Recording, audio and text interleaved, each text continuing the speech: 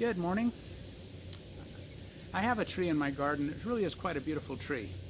The tree has some beautiful leaves. It's got kind of a windy, twisty type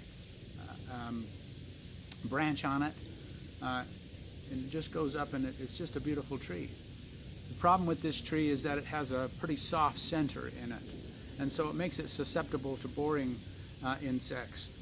We didn't realize this year that we were going to have a problem with boring insects. We've never had them in the past. But apparently they got into this tree, and we lost 2 large limbs off of this tree.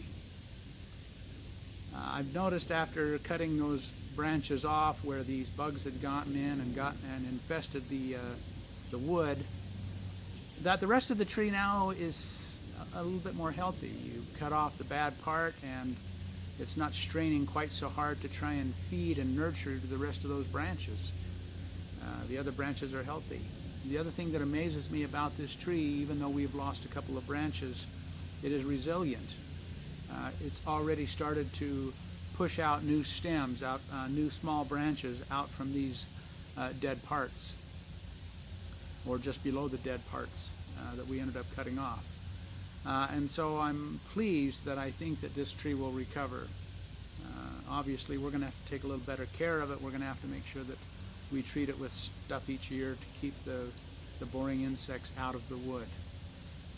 Our life can be like that.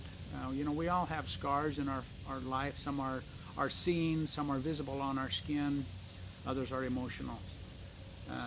Sometimes we have to cut off a branch, maybe not physically, but at least emotionally.